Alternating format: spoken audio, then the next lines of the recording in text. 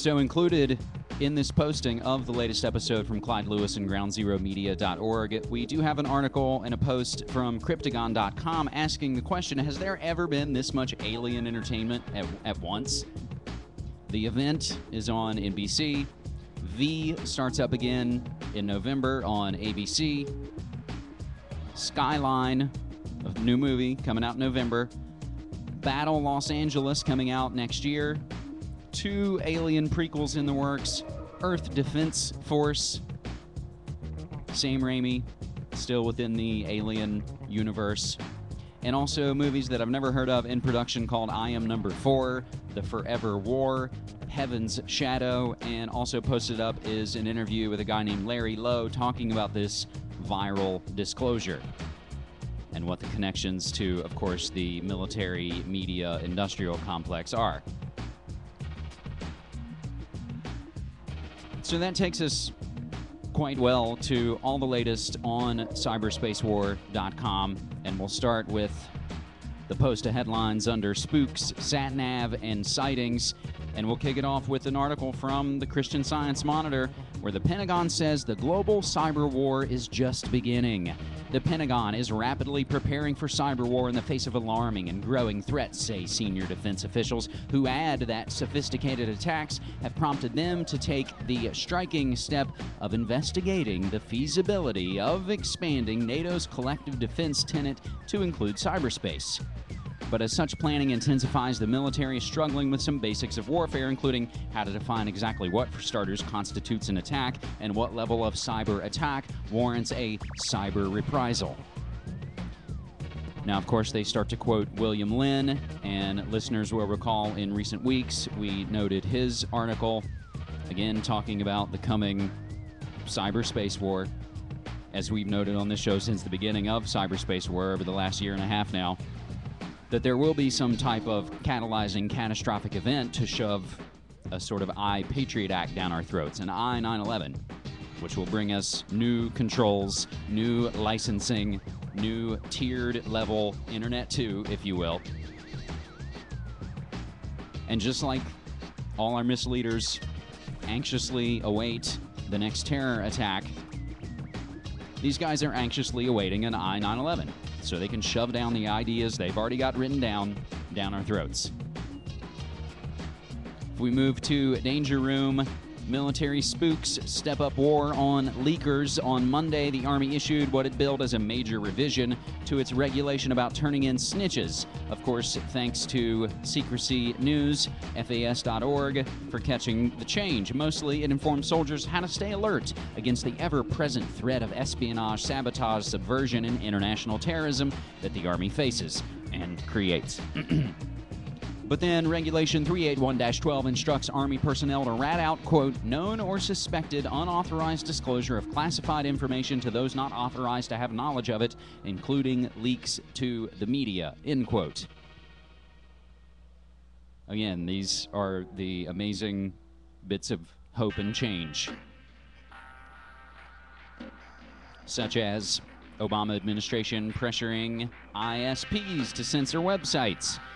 The Obama administration IP czar, Victoria Espinel, has been holding meetings with ISPs, registrars, payment processors, and others in a bid to get them to block access to websites dedicated to infringing activities.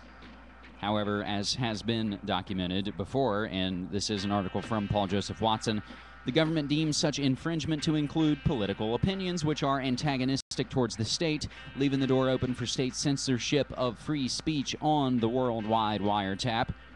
Espinel, the White House's intellectual property enforcement coordinator, aims to create a special relationship between the government and internet companies in order to, quote, harmonize the efforts of law enforcement at the federal, state, and local levels and strengthen cooperation with the private sector, as if there is some type of difference between those two things. Microsoft wants government licensing net access. And again, we can take this from Paul Joseph Watson, and we get into articles sourcing back to ZDNet. But it's all about the levels. It's all about the controls. And it's all about using ideas which sound decent on their face, and I'm not saying this even does, but they sell you these ideas under the guise of actually being good for you.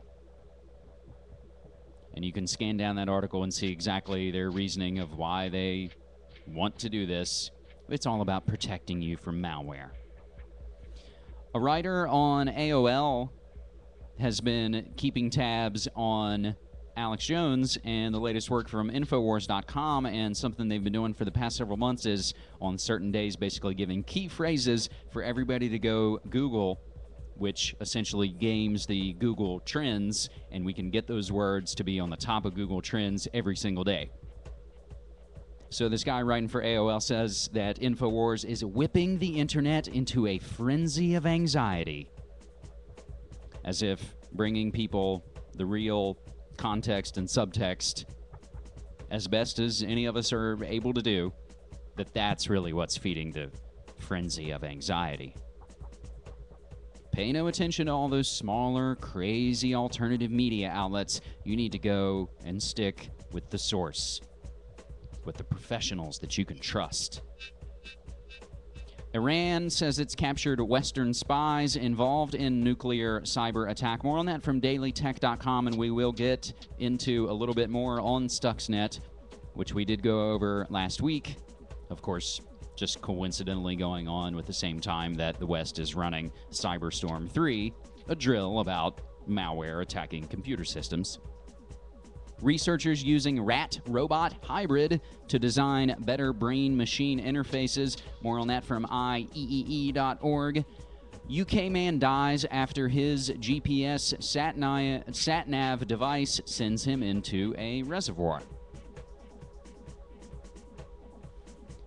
And it's happened again.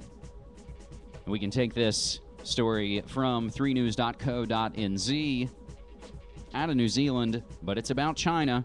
UFO forces airport closure in China. 3 flights into this Chinese city of Baotou, located in Inner Mongolia, have been diverted to avoid a UFO. Described as flat and tubular, it reportedly hovered around 3 kilometers away before zooming in, circling the airport, and vanishing. To guarantee security, aircraft had to land at secondary airports, a spokeswoman said. Otherwise, it may have led to collision. Whatever you think about UFOs, these are serious national security and air safety issues involved, UK Ministry of Defense UFO researcher told The Sun. It's the latest in a string of UFO sightings in China, leading some to suspect the superpower is testing a new experimental aircraft of some kind. And when we noted this story a few months ago, there was a brief mention at the bottom that, oh yeah, there were some military tests going on nearby, but I'm sure that's not related at all. And our last note on this October 7th, DEF CON, spooks, sat-nav, and sightings. We have the best image yet of a comet that is closing in on Earth. It's called the Hartley 2 comet. CBSNews.com has the photo, and they're tracking our imminent destruction. As we move on through cyberspacewar.com, we take this from Threat Level. Secret spilling sources at risk following Cryptome breach. Secret spilling site Cryptome, that's CRYPTOME.org, was hacked last weekend, possibly exposing the identities of whistleblowers and other confidential sources, according to a hacker who contacted Wired and claimed responsibility for the hack. The hacker said 2 intruders from the group Cryogenics, with a K, breached the long-running site where they gained access to a repository of secret files and correspondence. Among them, the hacker claimed, were the records of self-proclaimed WikiLeaks insiders who have been the source of several unconfirmed tips supposedly detailing internal WikiLeaks matters. Wired couldn't confirm the identity of the hacker, who asked to be identified as Ruxpin. To verify his claims, the hacker showed Wired screenshots of Cryptome founder John Young's Earthlink account inbox and Cryptome's directory. The latter showed 2 WikiLeaks file paths. The hacker also provided a list of about 30 names and email addresses of sources who communicated with Cryptome and the contents of one email exchange between Young and a Wired contributor back in 2008. The Wired contributor and John Young of Cryptome have authenticated that email. Now, the update to this goes to Cryptome.org, where John Young says that Wired is complicit in this federal criminal hack. In the correspondence, John Young is basically saying, you know, if this was a felonious activity, you're required to turn these people in. So the WikiLeaks Cryptome hacker cyberspace war, again, just keeps heating up more and more and more. And we have a little related note at the bottom from the Washington Post, where hacker infiltration ended very quickly some online voting tests going on in the District of Criminals. They were able to make it play the Michigan fight song, I believe. So again, we always come back to that fundamental question. We can fight against all the different things going on, but ultimately, if our elections are fraudulent, what damn difference does it make? And I'm sure we're going to see more and more as we come up to a highly contentious election season here in the States. Our last piece on cyberspacewar.com is, as I said, an update to the recent Stuxnet virus. And we touched on this last week in that it has been shown within the code to contain biblical references to Esther and Persia, and basically the Israelites pulling a preemptive strike on Persia. Persia now being known as Iran. Webster Tarpley coined the term virtual flag terrorism, like false flag terrorism, where you pull off an attack and act like your enemy did it. New clues point to Israel as author of Stuxnet. New clues released this week show a possible link between Israel and sophisticated malware targeting industrial control systems in critical infrastructure systems such as nuclear plants and oil pipelines. Late last Thursday, security firm Symantec released a detailed paper with analysis of the headline-making code, which reveals two clues in the Stuxnet malware that adds to speculation that Israel may have authored the code to target Iran, or they could simply be red herrings planted in the code by programmers to point suspicion at Israel and away from other possible suspects. A false flag any way you cut it. This malware called Stuxnet appears to be the first to effectively attack critical infrastructure and in a manner that produces physical results, although there's no proof yet of any real-world damage that's been done by it. The malware's sophistication and infection of thousands of machines in Iran has led some to speculate that the U.S. or Israeli government built the code to take out Iran's nuclear program.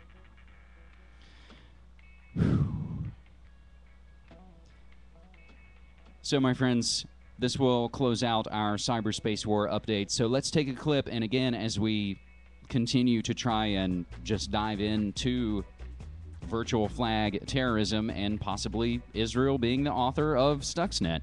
There's a report out about a new computer virus that may be aimed at destroying a bricks and mortar facility. The virus is called Stuxnet, and according to the Financial Times, it may be aimed at Iran's controversial nuclear facility. Joining us now is Richard Falkenrath. He is principal of the Chertoff Group and a Bloomberg contributing editor. He has also been a White House advisor on security. Richard, thanks so much for being with us this morning. First of all, how does this virus work?